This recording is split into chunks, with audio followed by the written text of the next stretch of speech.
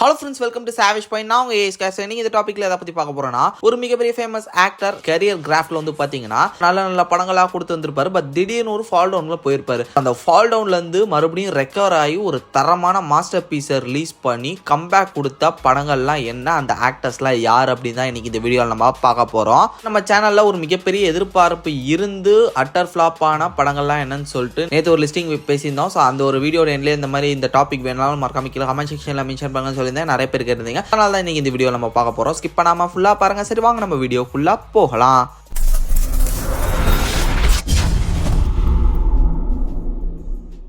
வீடியோக்குள்ள போறதுக்கு முன்னாடி ஹானரபிள் மென்ஷன் மாதிரி பார்த்துக்கலாம். ஒன்று வந்து விக்ரம் சார், தனுஷ் சார், தென் கார்த்திக் சார், இந்த மாதிரியான ஒரு சில ஆக்டர்ஸ்லாம் இருக்காங்க. ஸோ இவங்களாம் வந்து பார்த்தீங்கன்னா அவங்களோட அந்த கெரியர் கிராஃப்ட்ல முடிஞ்சளவு அதை வந்து கன்சிஸ்டன்சியை மெயின்டைன் பண்ணுவாங்க. வெற்றி தோல்வி இது ரெண்டையும் மெயின்டைன் பண்ணிக்கிட்டே வருவாங்க. ஸோ அந்த மாதிரியான ஆக்டர்ஸாக இவங்க வந்திருப்பாங்க. அதில் பர்டிகுலராக விக்ரம் சார் வந்து நிறைய ஹிட் படங்கள்லாம் அந்த டைம்லலாம் கொடுத்துருக்காரு. பட் இப்போ ரீசெண்ட் டைம்ஸ்ல வந்து பார்த்தீங்கன்னா அவரோட படங்கள் எதுவுமே அவ்வளோவா ஒரு மிகப்பெரிய ரீச்சை வந்து அடையலை.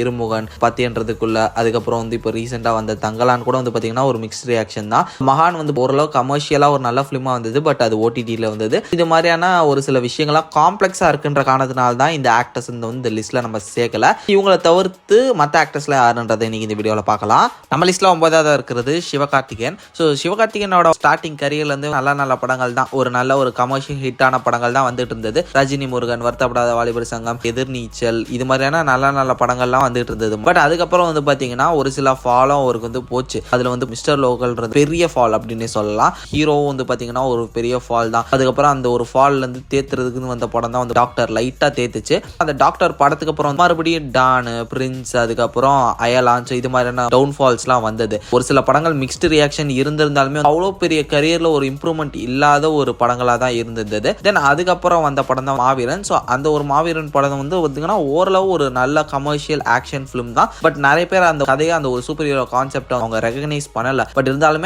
அதுவும் வந்து பாத்தீங்கன்னா கொஞ்சம் காப்பாத்துச்சு. இப்போ ஃபைனலி இந்த தீபாவளிக்கு அமரன் படம் வந்து ரிலீஸ் ஆயிருக்கு. டோட்டலி அவரோட கரியர்ல ஒரு பெஸ்ட் படம். அவரை வந்து அடுத்த ஒரு லெவலுக்கு புஷ் பண்ணக்கூடிய ஒரு படமா அமரன் அமைஞ்சிருக்கு. ஒரு கிரேட்டஸ்ட் கம்பேக்கா பாத்தீங்கன்னா சிவகார்த்திகேயனுக்கு அமரன் எப்பயும் இருக்கும் அப்படின்னு நம்ம சொல்லலாம்.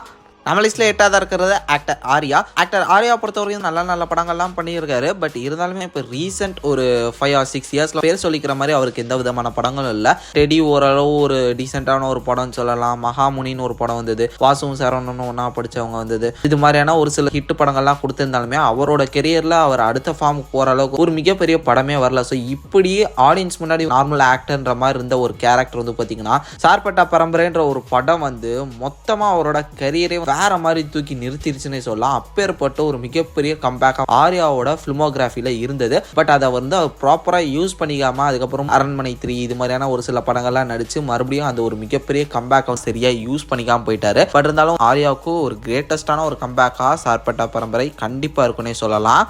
லிஸ்ட்ல 7வது இருக்கிறது எஸ்டிஆர். ஸோ எஸ்டிஆர் பற்றி நம்ம எல்லாருக்குமே தெரியும். அவரோட personal life and filmography, so இது ரெண்டுமே பின்னி பிணைஞ்சு கடைசி ஒரு 10 வருஷத்துல அவரோட வாழ்க்கையை எப்படியோ போய் எப்படி ஆயிடுச்சு. வாலு படம் நடிச்சாரு, ட்ரிபிள் எல்லாம் வந்தது. இது மாதிரியான படங்கள்லாம் பண்ணிட்டு இவர் வந்து வாஷ் அவுட் பா, இவருக்கு ரெட் கார்டுப்பா, அப்படி இப்படின்லாம் சொல்லிட்டு இவரோட கெரியரே போச்சு அப்படின்னு நினைச்சிட்டு இருக்கும் போது தான் நான் என்னோட லைஃப்ல ஒரு டிரான்ஸ்ஃபார்மேஷன் கொடுக்குறேன்னு சொல்லிட்டு லைஃபுக்கும் சரி ஃபிலிமோகிராஃபிக் கரியருக்கும் சரி நான் வர்றேன் அப்படின்னு சொல்லிட்டு இறக்குன படம் தான் மாநாடு. இதுக்கு முன்னாடி ஈஸ்வரன் ஒரு படம் பண்ணாரு. பட் இருந்தாலும் அது கமர்ஷியலா அவ்வளோ பெரிய படமா இல்லை. நார்மலான ஒரு டெம்ப்ளேட் ஃபிலிமா இருந்தது. அது நிறைய பேர் கண்டுக்கல. பட் மாநாடு வந்து பார்த்தீங்கன்னா கண்டிப்பா எஸ்டிஆரோட ஒரு செகண்ட் ஃபேஸ் அப்படின்னே சொல்லலாம். மறுபடியும் ஒரு தரமான கம்பேக்கா மாநாடு இருந்துச்சு. அந்த வருஷத்தோட ஒரு மிகப்பெரிய பிளாக் பஸ்டர் ஹிட்டான ஒரு ஃபிலிம்னே சொல்லலாம். நம்ம லிஸ்ட்ல 6வது இருக்கிறது ஆக்டர் விஜய் சேதுபதி, மக்கள் செல்வன் விஜய் சேதுபதினு சொல்லலாம். ஸோ இவரை வந்து நமக்கு ரொம்பவே பிடிக்கும். ஏன்னா இவரோட ஃபேமஸ் ஃபிலிம்ஸ்னு வந்து பார்த்தீங்கன்னா எக்கச்சக்கம், கிட்டத்தட்ட ஒரு 50 படம் நடிச்சிருக்காரு. அதில் ஒரு 30-40 படம் கண்டிப்பாக உங்க எல்லாருக்குமே ரொம்ப பிடிச்ச ஒரு படமா இருக்கும் அப்படின்னு நான் நம்புறேன். 96, அதுக்கப்புறம் காதலும் கடந்து போகும், இந்த மாதிரி நிறைய படங்கள் எண்ணிட்டே போகலாம். பட் ரீசெண்ட் டைம்ஸ்ல வந்து நிறைய படங்கள்ல வந்து கேமியோ அப்பியரன்ஸ், வில்லன் ரோல்ஸ் இது மாதிரிலாம் ப்ளே பண்ணி அவரோட ஒரிஜினாலிட்டியை வந்து லூஸ் பண்ணிட்டார். தென் இது மட்டும் இல்லாமல் ஒரு சில கமர்ஷியல் படங்கள் நான் நடிச்சு பார்க்கணும் அப்படின்னு ஆசைப்பட்டு பல்பு வாங்கினேன். நிறைய பேர் அதுக்கப்புறம் எல்லாரும் ட்ரோலே பண்ண ஆரம்பிச்சிட்டாங்க. இவரை பேசாம வில்லனாவே நடிக்க சொல்லுங்க, இவர் ஹீரோவா நடிக்கிற படம் ஓட மாட்டேங்குது அப்படின்ற மாதிரிலாம் சொல்லி இப்போ ரீசெண்ட் டைம்ஸ்ல விஜய் சேதுபதி வந்து பார்த்தீங்கன்னா ஒரு பெரிய செட்பேக்ல இருந்தாரு. அப்படி இருந்து அவருக்கு அவரோட 50th ஃபிலிமான மகாராஜா மறுபடியும் ஒரு கம்பேக்கா பழைய விஜய் சேதுபதினா இதுதான்டா அப்படின்ற மாதிரி எல்லாருக்கும் போட்டு காமிச்ச ஒரு தரமான ஒரு படமா மகாராஜா வந்து கரியர்ல அவர் அடுத்து ஒரு ஸ்டெப் எடுத்து வைக்கிறதுக்கு மகாராஜா ஒரு ரொம்ப ரொம்ப முக்கியமான ஒரு படமா வந்து அவருக்கு ஒரு மிகப்பெரிய கம்பேக்கை கொடுத்துருக்கு. நம்ம லிஸ்ட்டில் 5ஆவதா இருக்கிறது ஆக்டர் சூர்யா. ஸோ கண்டிப்பாக பல பேருக்கு ஒரு ஃபேமஸான ஒரு ஆக்டர், ஒரு ஃபேவரட்டான ஆக்டராக இருப்பார்னு நான் சொல்லுவேன். நிறைய பேருக்கு ரொம்ப பிடிச்ச நல்ல நல்ல படங்கள்லாம் பண்ணியிருந்தாரு. பட் இப்போ ரீசெண்ட் ஒரு 6 or 7 years அவரோட படங்கள் எதுவும் பேர் சொல்லிக்கிற மாதிரி இல்லை. லைக் NGK, மாஸ் என்கிற மாசிலாமணி, இது மாதிரியான படங்கள்லாம் சொல்லலாம். அதில் 24 வந்து ஒரு செம்ம படம், ஒரு பயங்கரமான ஒரு கான்செப்ட். ஆனால் அது ஒரு படத்தை அந்த டைமில் யாருமே கண்டுக்கல. ஏன்டா அப்படின்னு சொல்லிட்டு பல பேருக்கு இப்போ கேட்க தோணுது. அதுக்கு அடுத்து வந்து கமர்ஷியல் படமாகவே பண்ணி பார்த்து ஒரு படமும் பெரிய ரீச்சே இல்லாம ஒரு பெரிய ஃபால் டவுன்ல சூர்யா சார் இருந்தாரு. அவரோட கரியர்ல அடுத்த ஒரு கட்டத்துல முக்கியமான ஒரு படமா வந்ததுதான் சூரரை போற்று. அந்த ஒரு படத்துக்கு அவர் அவ்வளோ டெடிகேட் பண்ணியிருக்காரு. அவரோட பாடி டிரான்ஸ்ஃபர்மேஷனா இருக்கட்டும், பல விஷயங்கள். இது என்னோட ஒரு மிகப்பெரிய கிரேட்டஸ்ட் கம்பேக்கா இருக்கணும்னு சொல்லி முடிவெடுத்து பண்ணாரா என்னன்னு தெரியல. அவர் நினைச்ச மாதிரி சூரரை போற்று அவருக்கு நேஷனல் அவார்டு வாங்கி கொடுத்துச்சு, ஒரு கிரேட்டஸ்ட் கம்பேக்கா கொடுத்துச்சு. பட் என்ன, அது தியேட்டரில் ரிலீஸ் ஆகல, அது ஒண்ணுதான் குறை. அதுக்கப்புறம் அப்படியே ஜெய் பீம் அப்படி இப்படின்னு சொல்லிட்டு அவருக்கு வந்து ஒரு நல்ல ஃபிலிமோகிராஃபி வந்து கிடைச்சிச்சு.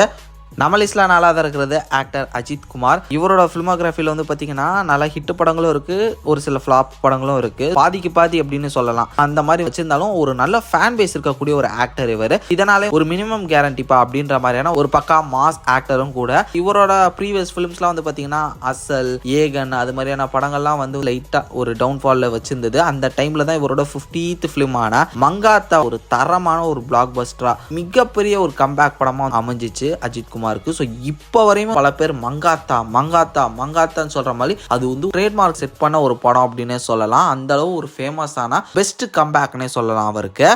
நம்ம லிஸ்ட்ல 3ஆவதா இருக்கிறது ஆக்டர் விஜய். ஆக்டர் விஜய் வந்து நிறைய படங்கள் பண்ணியிருக்காரு. முக்கியமாக சொல்லலாம் கமர்ஷியலி ஹிட்டான படங்கள் நிறைய வச்சிருக்கக்கூடிய ஒரு ஆக்டர்னு கூட சொல்லலாம். இப்படி இருக்கிற அவரோட ஃபிலிமோகிராஃபியில் போக்ரி படத்துக்கு அப்புறம் நிறைய ஃபால்ஸ் தான் அவர் கிடைச்சிது. லைக் வில்லு படம் வந்து தோல்வி அடைஞ்சிச்சு, வேட்டைக்காரன் அவ்வளோவா போல, சுறாவும் ஒரு ஃப்ளாப் படம் நமக்கு தெரியும், காவலவன் வந்ததுன்னு தெரியல போனதுன்னு தெரியல, வேலாயுதம் ஒரு மிக்ஸ்டு ரிவ்யூஸ், இது மாதிரி தொடர்ந்து நான் செட்டில்டு ஒரு ஃபிலிமே கொடுத்து ஆடியன்ஸ் முன்னாடி தன்னை வந்து ப்ரூவ் பண்ணிக்க முடியாத சுச்சுவேஷனில் வந்து பார்த்தீங்கன்னா டக்குன்னு நண்பன் வந்து அவருக்கு கை கொடுத்துச்சு. அந்த டைம்ல அவர் தப்பிக்கிறதுக்கு அது கை கொடுத்தாலுமே வந்து பார்த்தீங்கன்னா அது வந்து ஒரு மல்டி ஸ்டார் படம், சங்கர் சாரோட படம், அதுக்கப்புறம் ரீமேக் படம் அப்படின்னு சொல்லிட்டு அது என்னதான் அது பண்ணாலும் விஜய் சாரோட யூனிக்னஸே இல்லை.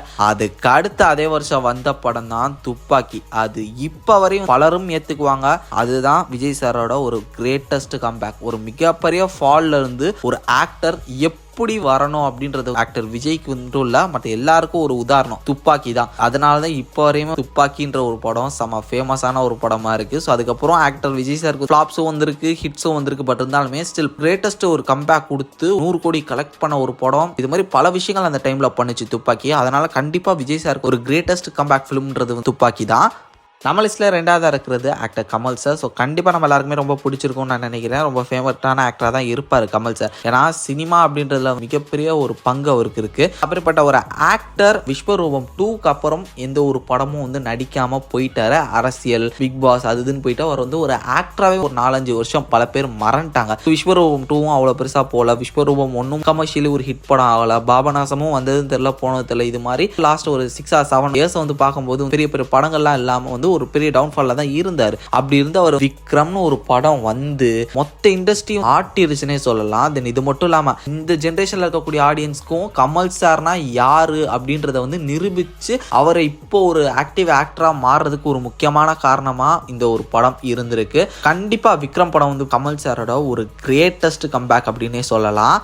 ஃபைனல் நம்ம லிஸ்ட்ல நம்பர் 1 பொசிஷன்ல இருக்கிறது ஆக்டர் ரஜினிகாந்த். ஆக்டர் ரஜினிகாந்த் அவரோட லைஃப்ல பல ஃபால் ஃபிலிம்ஸையும் சந்திச்சிருக்காரு. பர்சனலி ஒரு சில ஃபால் டவுனுக்கும் போயிருக்காரு. அதுக்கேற்ற மாதிரி அவர் வந்து அடுத்தடுத்த படங்களை ரைஸும் ஆனாரு. லைக் சந்திரமுகி, எந்திரன், சிவாஜி இது மாதிரிலாம் ஆனாரு. தென் அதுக்கப்புறம் மறுபடியும் ஃபால் டவுன் ஆனார். லிங்கா, கபாலி இது மாதிரி ஃபால் டவுன் ஆச்சு. அப்புறம் மறுபடியும் பேட்டன் லைட்டா ஒரு ரைஸ் கிடைச்சது. அதுக்கப்புறம் தர்பாரு, அண்ணாத்த இது மாதிரியான ஒரு ஃபால். ஸோ இப்படி வந்து ஏத்த இறக்கமா தான் போயிட்டு இருந்தது. என்னதான் தலைவா அடுத்து பண்ண போற, ஏதாவது ஒரு பெரிய ஹிட் கொடுத்து கம்பேக் வா தலைவா அப்படின்னு சொல்லிட்டு உட்கார்ந்து எல்லாருக்கும் ஒரு மிகப்பெரிய அதிர்ச்சி. ஏன்னா அங்கிட்டு பீஸ்ட்னு சொல்லிட்டு இன்னொரு ஃபிளாப் பண்ணிட்டு ஒரு பெரிய ஃபால் டவுன்ல இருக்கக்கூடிய ஒரு டைரக்டரோட கை கோக்குறான் போது எப்பரா அமைய போகுது அப்படின்னு சொல்லிட்டு எல்லாருமே நெஞ்சில கையை பிடிச்சிட்டு உட்கார்ந்து எல்லாரும் மனசுலயும் வாழ வாத்தாரு நெல்சன் திலீப் குமார். வந்தது மட்டும் இல்லாம தரமான ஒரு படமா ஜெயிலரை இறக்கி ரஜினிகாந்த் சாரோட கெரியர்ல ஒரு one of the best comeback பிலிமா மாத்தி காமிச்சாரு. ஒரு கிரேட்டஸ்ட் கம்பேக்னே சொல்லலாம். பல பேருக்கு தியேட்டர்ல கூஸ் பம்ஸ் ஆகி சில்லறையை செதற விட்டாங்கன்னே சொல்லலாம். அந்த மாதிரி ஒரு தரமான சம்பவத்தை ஜெயிலர் படம் பண்ணுச்சுன்னு சொல்லலாம்.